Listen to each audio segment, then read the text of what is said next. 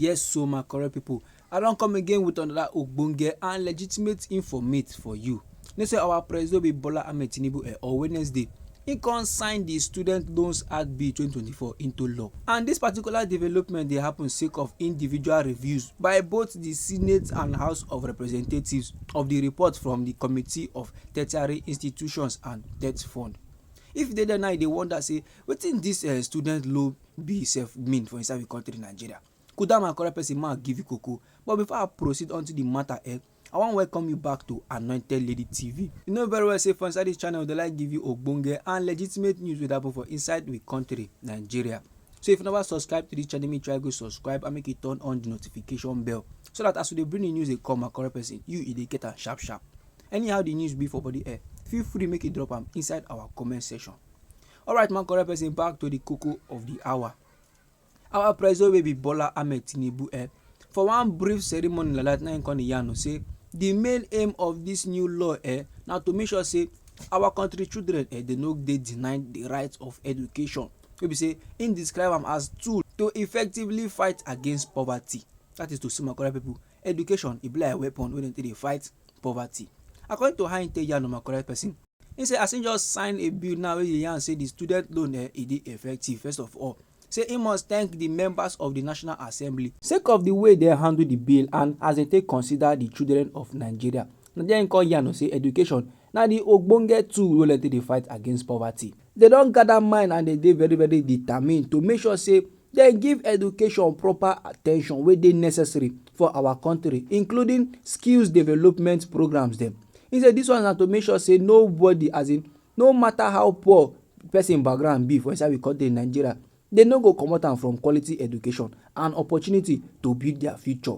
So if you like come from village, if you like come from township, they go make sure say everything is set for you to learn and make your life for better and make your future for nice. Our president come still yarn my correct people say all of them wey plaster for there say all of them na dey educated and one thing or somebody e help them. For inside the past say they don see a lot of children drop out of school, drop out of college, and they can't give up opportunity. Say this one e no go happen again because they don already set the standard and they don already set the control. Like this now, everything dey in place for them to apply, no matter who them be, as long as say they be citizen of we country in Nigeria. As e dey hot my correct person, make I yarn you wetin this student loan bill e mean for inside we country Nigeria.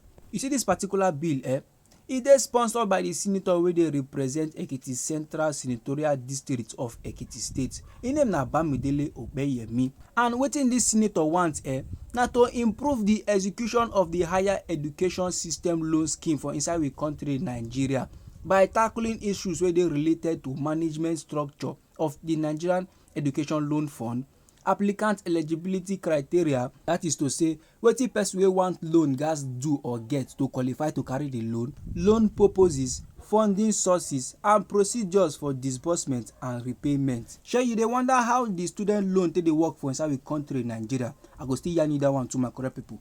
Under this bill the Nigerian Education Loan Fund they go establish am as legal entity and e go come possess the power to acquire, to hold and to dispose of both movable and immovable properties dem, to make sure say im fulfill im functions dem. That is to say my correct people, this bill e go enable the fund to come dey offer loan to eligible Nigerians. That is to say people wey qualify to carry these loans dem, make dem use for their school fees, their tuition or charges dem and other living expenses as they dey study for any institutions and vocational training centers for inside we country Nigeria. In alignment with the previous 2023 act wey be say e come place the funds administration under one kind special committee wey be say na the governor of the Central Bank of Nigeria na be their chairman that time. This particular bill now wey come board so e dey bring some kind changes for inside the management structure. I know say you go like one year the terms and conditions for this student loan bill for inside we country Nigeria. My correct person, I come with the koko, I go still yarn you. You see this particular bill wey our president just signed so e no be like the ones wey don dey before wey be say you must to dey make up to 500,000 naira a year, or your family member must to dey make up to that 500,000 a year before they go fit give you the loan. E no be like that one, no my correct people. You see this bill wey dem sign so This one na the boss, as in this one na the greatest of all time, because if e be say the institution wey you dey at ten d na federal o, e fit apply, or if e be say the institution wey dey at ten d na state o or na private o, e fit still apply. As long as say na government approved, even if na vocational institutions dem, you fit still apply. The specific criteria na the fund na go determine am, and with everybody believe say e go dey very very easy. And another thing wey everybody gats know be say e no be like that 2023 act bill wey be say na only for school fees na you fit carry the loan for. Like this one dey different. This one you fit carry loan for school fees, you fit carry loan for child, you fit carry loan to take dey pay other things dem, to cover other main ten ance allowance dem. This one na the greatest of all time, as I take tell you before. So as a student wey you be, my correct person, normally this koko na thing of joy, because you know as everywhere be for inside we country Nigeria. But for the things wey dey go on for inside schools dem, e reach for person to just sit down, carry water, cold water dey wash im head. No be lie at all. Many of our country people when they hear this koko omo, they start to dey jubilate o, they start to dey happy. Say our president go succeed, our president he go live long for this life wey him come, because this one wey him don do, him don try well well. Why some of our country people they come dey yarn say say na now wey better thing come, na now wey they go fit go school. But my correct person, ma yarn you legit. Anywhere wey good dey, bad dey.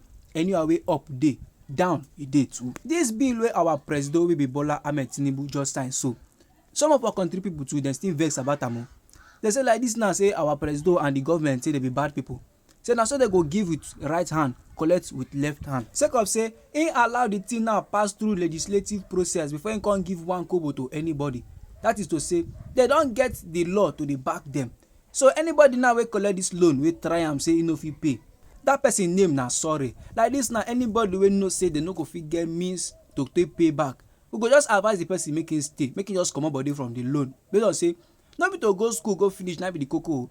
But when you don finish now, after 5 years you no get job, then government go come begin dey drag your life to carry back their money wey dem borrow you wey take finish the school. Na that time you go come know wetin you don put yourself. So therefore, before you carry this particular loan, make you put am for back of your mind say you go pay back, and make you get things and things wey you go do to take pay back the money, because e no go funny when government don dey come for you say they wan collect back their money. No be lie, you my correct person. See this particular one, e no be like when you dey owe palmpay or you dey owe pay. E no be like when you dey owe that your akawo friend. This one na government, baba. E go better say make you just jejely dey on your own than to say you come go borrow and no come get means to pay back, because e no go funny at all o. But na why for our federal government sef, you know that thing wey dem say lead us not into temptation, na im be this one. So before dem start to dey bring out loan bill like this, dem suppose to make sure say job dey available for graduates dem, so that as they just finish school, e go get wetin they go fix yourself put, wey they go take dey get money to take dey pay back anything wey concerning loan and all those stuff. Because as I'm talking to you right now, my correct person, this loan bill wey our president just sign, so some dey look am like saving grace, while some dey look am like trap. So e get as e be, my correct person. Anyhow the thing be for body, feel free make you drop am inside our comment section. You know very well say this na Anointed Lady TV, where we dey like give you ogbonge and legitimate news wey dey happen for inside we country Nigeria. So if you never subscribe to this channel, make you try go subscribe, and make you turn on the notification bell, so that as we dey bring the news dey come, you dey get the update sharp sharp. And make you try to share the news to your family and friends, so that them too they go get updates on wetin dey sup for inside we country Nigeria. And they bring another update for you, my correct person. No go anywhere.